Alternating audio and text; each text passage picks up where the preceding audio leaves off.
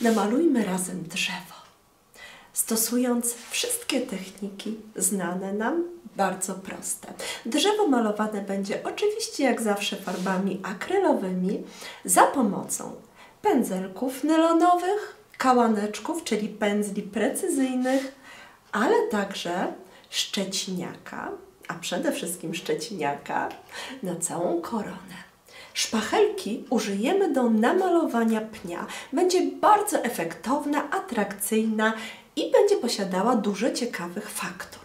Pokażę Wam także, w jaki sposób zastosować szczeciniak nie tylko do namalowania korony drzewa, ale także do namalowania kwiatów pod nim oraz traw.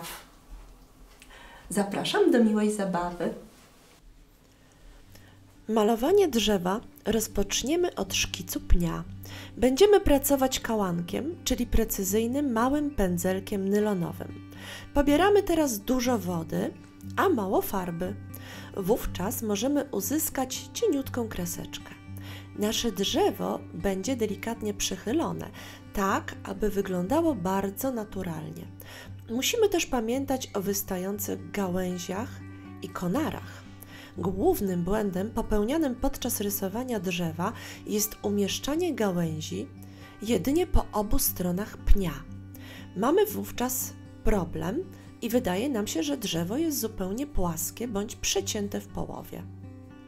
Mamy właśnie problemy z pokazywaniem skrótów gałęzi przodem i na to należy zwrócić uwagę.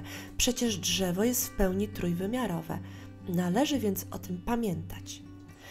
Nakładamy pierwszą warstwę farby.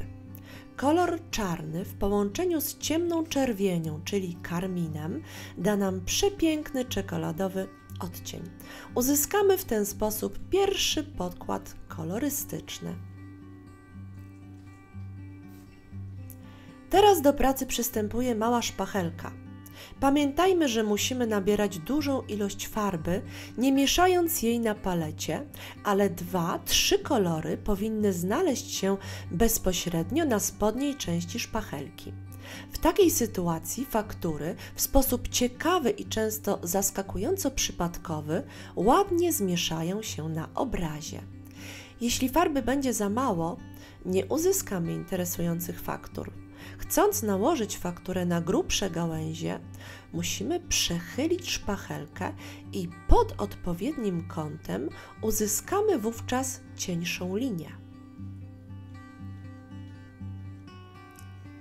Farbę szpachlą nakładamy również kolorami od najciemniejszych do najjaśniejszych. Najjaśniejsze miejsca oświetlone.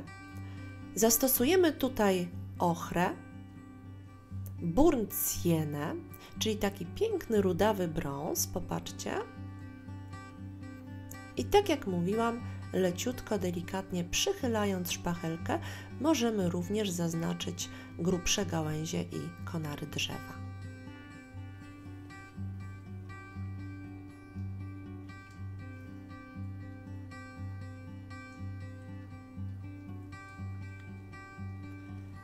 Dobrze, do namalowania korony drzewa potrzebny nam będzie szczeciniak. Należy go dodatkowo osuszyć i rozgnieść jego włosie na boki. Przystępując do pracy nad koroną drzewa, należy zacząć od najciemniejszych odcieni. Łączę tutaj ciemną zieleń z czernią. Uważajcie podczas malowania koron drzewa na zieleń. Bywa bardzo zdradliwa. Dlatego warto jest zawsze połączyć ją z dodatkowymi innymi barwami.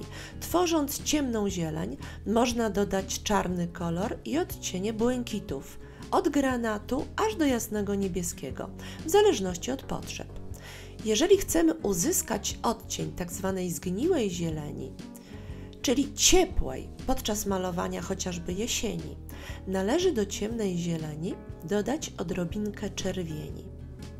Każdy jaśniejszy odcień zieleni możemy utworzyć poprzez dodanie do niej jasnej ochry bądź odcieni żółci.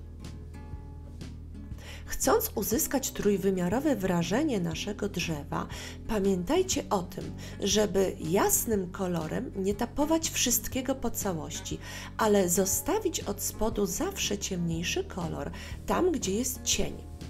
Słońce, które oświetla drzewa, powoduje, że są one najjaśniejsze od czubka i jedynie na wystających elementach wystawionych na światło ważne jest rozjaśnienie.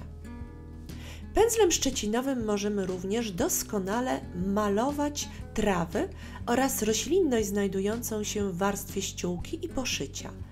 Tutaj również zastosujemy coraz ciemniejsze barwy, przechodząc do najjaśniejszych. Na koniec możemy podkreślić niektóre cienkie gałęzie. Będziemy pracować kałaneczkiem.